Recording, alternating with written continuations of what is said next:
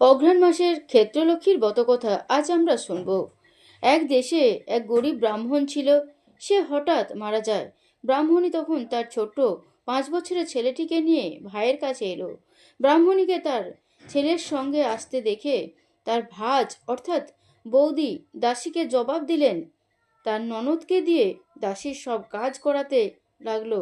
একটা রাখাল ছোঁড়া ছিল, সে গরু চড়াতো। কিছুদিন পরে তাকেও তাড়িয়ে দিল। ননদের ছেলে গরু চড়াতে ছিল। ছেলেটির নাম বিষ্ণুপদ।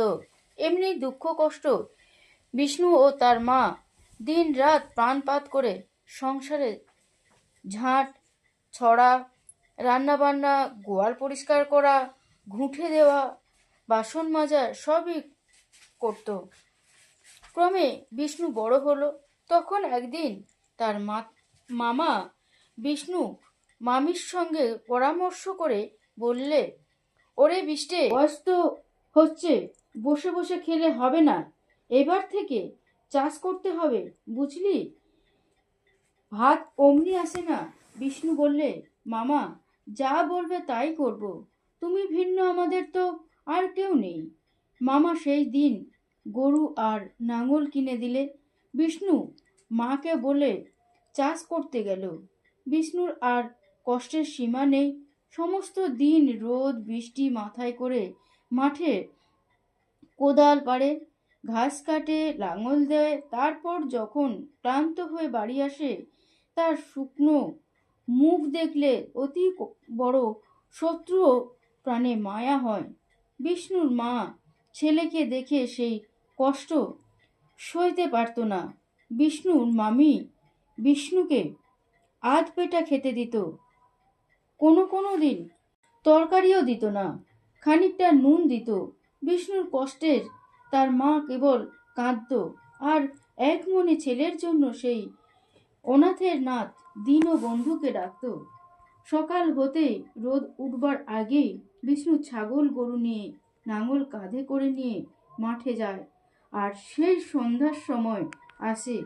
দুপুরবেলায় বাড়ি এলে চাষের ক্ষতি হবে, মামা মামি বকবে, কাজেই মাঝখানে সে আসতে পায় না। বিষ্ণুর মা ছেলেকে কষ্ট সহ্য করতে পারে না। 12টা বাজতে না বাজতেই বিষ্ণুর জন্য এক ঘটি জল, মুড়ি মুড়কি, চাল ভাজা, শসা, কলা, যা যেই দিন পেত তাই নিয়ে কাঁদতে কাঁদতে মাঠে ছুটত। বিষ্ণুকে খাইয়ে দিয়ে আসত। বিষ্ণু হাত মুখ ধুয়ে ক্ষেত্র লক্ষ্মীকে উৎসর্গ করে তবেই সে সেই প্রসাদ খেত। বিষ্ণু বারবার ঠাকুর দেবতার খুব ভক্তি। তার মাও বামুনের ঘরের বিধবা, সেও রাত দিন ছেলের জন্য চোখের জল বুক ভাসিয়ে এক মনে ভগবানকেই ডাকে। বিষ্ণুর খাওয়ার বড় কষ্ট হলো। পাতের কুড়ানো ভাত, আর তাও শুকিয়ে গেছে, তরকারি নেই। দুধ জাল দেওয়া ছিল, বিষ্ণুর মা তারই একটু সর তুলে ছেলের পাতে দিলে। তার মামি তাই দেখে রেগে আগুন, যাচ্ছে তাই করে ননদকে শুনিয়ে দিলে কত কথা। তারপরে ঘরে গিয়ে বিষ্ণুর মামাকে ননদের নামে খুব বেশি করে লাগিয়ে বলে, তোমার বোনের অত্যাচার সহ্য হয় না, দুধটুকু জাল দেওয়া থাকলেই সবটুকু ছেলের পাতে দিলে, ভালো মন্দ যা কিছু হবে তা চুরি করে সব আদুরে ছেলেকে খাওয়াতো। কেন ও আপদ পোষা? ওদের পুষতে যা খরচ হয় তার শিখির দাম দাসী রাখাল রাখলে তোমার ওর ঢের বেশি কাজ হবে। বিষ্ণুর মামা তো শুনে খুব রেগে গেল।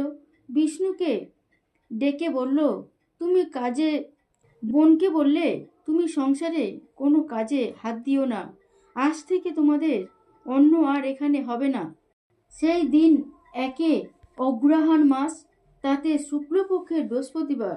বিষ্ণু ও তার মা সমস্ত দিন খেতে না পেয়ে কাঁদতে কাঁদতে মাঠের ধারে গিয়ে এক গাছ তলায় বসল। দেবী ক্ষেত্রলক্ষ্মী তাদের কষ্ট দেখতে না পেরে বুড়ি বামনি বেশ বিষ্ণুকে বললে, বাবা কাঁদছো কেন? তোমার কোনো ভয় নেই, তোমার সাপে বর হয়েছে, তোমার এবার সব দুঃখ কষ্ট দূর হবে। ভাবনা কি, এই ধানগুলি নাও, এর অর্ধেকগুলি কোনো মুদির দোকানে দিয়ে মুড়ি চিড়ে আর মুড়কি এনে খাও।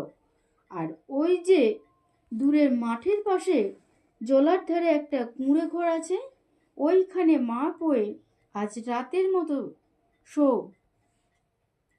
আর ধানের যেই বীজগুলি রইল, ওগুলি কাল সকালে উঠে জলার চারিদিকে মাঠের আশেপাশে ছড়িয়ে দাও। তাহলে তোমার সকল অভাব কষ্ট দূর হবে। এই বলে বামনি বুড়ি বেশধারী ক্ষেত্রলক্ষ্মী দেবী চলে গেলেন। বিষ্ণু ধানের বীজগুলি মায়ে চলে দিয়ে বাকি ধান নিয়ে মুদির দোকানে দিলে। মুদি অমন ভালো ধানের বীজ দেখে বললে, কি চাই ঠাকুর? বিষ্ণু তখন বললে যে তাদের সমস্ত দিন খাওয়া হয়নি, তাই ওই ধান দিয়ে চিড়ে মুড়কি নিতে এসেছে। মুদি তখন খুব যত্ন করে দুধ, চিড়ে, মুড়কি, মুড়ি, বাতাসা, কলা কত কি এনে দিলে। বিষ্ণুর সেই ধানের বদলে এত ভালো ভালো সব জিনিস দেখে ভগবানকে ধন্যবাদ দিতে দিতে মায়ের কাছে এনে দিল বিষ্ণু। মা ছেলেকে সঙ্গে করে নিয়ে সন্ধ্যার আগে কুঁড়ে ঘরেতে এসে ঝাঁট দিয়ে সব পরিষ্কার করে অর্ধেক খাওয়ার সেইখানে রেখে ক্ষেত্রলক্ষ্মী দেবীকে উৎসর্গ করে এই কুঁড়েতে দুজনে শুয়ে রইল। সকাল হতে বিষ্ণু ও তার মা উঠে স্নান করে এসে সেই ধানের বীজগুলি ক্ষেত্রলক্ষ্মী দেবীর কথা মতো চারিদিকে ছড়িয়ে দিলে।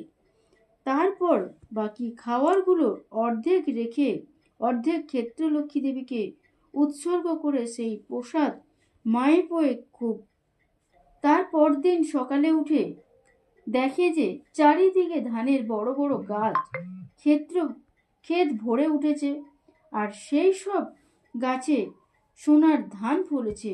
এই আশ্চর্য ব্যাপার দেখে সেখানকার কতগুলো চাষা সেই দেশের জমিদারকে গিয়ে সোনার ধানের কথা বলে।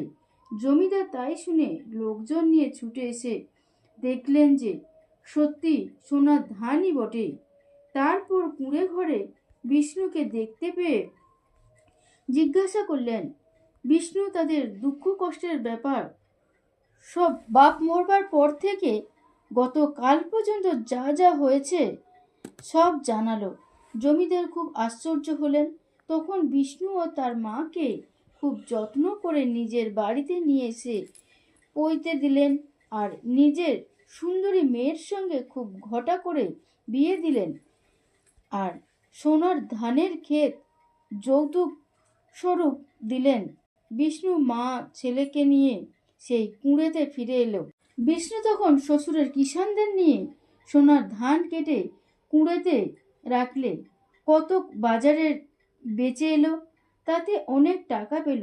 দেখতে দেখতে বিষ্ণুর রাজার মতো সাত মহল বাড়ি আরম্ভ হলো। দেশ বিদেশ থেকে রাজমিস্ত্রিরা সব দলে দলে এসে কাজ করতে লাগলো। এদিকে বিষ্ণুর মামার অবস্থা দিন দিন খুব খারাপ হতে লাগলো। বিষ্ণু যাওয়ার পর সঙ্গে সঙ্গে লক্ষ্মীও বিমুখ হলো। গরু বাছুর সব মরে গেল। শেষে খেতে না পেয়ে পেটের দায়ে বউকে নিয়ে দেশে দেশে কাজের জন্য ঘুরতে লাগলো। কোথায় কোথায় তারা শুনলে বিষ্ণুপুরের মস্ত এক জমিদার প্রকাণ্ড রাজবাড়ি করছে, সেখানে হাজার হাজার লোক সব কাজ করছে। তাই শুনে বিষ্ণুর মামা মামি সেখানে এসে মজুরের কাজ করতে লাগলো। ইট খোয়া, সুরকি দেওয়া, এইসব কাজ তারা করতে লাগলো। বিষ্ণু একদিন তাদের দেখতে পেয়ে চুপি চুপি মাকে সব বললে। বিষ্ণুর মা তখন দুজন দাসীকে বললে, ওইখানে দুজন লোক রয়েছে, একটি মেয়ে মানুষ ইট ভাঙছে, আর একটি ছেলে মানুষ যে খোয়া ভাঙছে, ওদের এখানে ডেকে আনো। বিষ্ণুর মামা মামি দুজনকে দেখেই ভেউ ভেউ করে কেঁদে উঠল। বিষ্ণুর মামা ও মামিকে নমস্কার করলে। বিষ্ণুর মা দাস দাসীদের নিয়ে ভালো তেল মাখিয়ে দাদা ও ভাজকে স্নান করালে। ভালো গরদের জোর পরিয়ে ভাই আর বউকে বেনারসি শাড়ি পরিয়ে 50 রকম তরকারি দিয়ে ভাত খাওয়ালে। এমন আদর পেয়ে তারা দুজনে আর সেখান থেকে যেতে চায় না। যাই হোক, বিষ্ণুর মা তাদের কিছুদিনের জন্য সেখানে থাকতে বলে। আবার অগ্রহায়ণ মাস শুক্লপক্ষের বৃহস্পতিবার এলো। তখন বিষ্ণুর মামা ও মামিকে ক্ষেত্রলক্ষ্মীর ব্রত করিয়ে বললে, মামা, বছর বছর এই ব্রত করবে, কোনো কষ্ট থাকবে না। এই বলে অনেক টাকা কড়ি দিয়ে মামা মামিকে বাড়ি পাঠিয়ে দিলে। মামা মামি বছর বছর ব্রত করতে শুরু করলো। ক্রমে তাদের ক্ষেত ভরা ধান হলো, বাড়ি ঘর, লোকজন, গরু ছাগল সব হলো, গোয়াল ভরা দাস দাসী, হাতি ঘোড়া হলো। এমনি করে কিছুদিন যায়। একদিন বিষ্ণুর মামি বিষ্ণু ও তার মাকে নিমন্ত্রণ করে বাড়িতে এনে খুব আদর যত্ন করে খাওয়ালে। তারপর সোনার বাটিতে করে দুধ খুব পুরো সরযুক্ত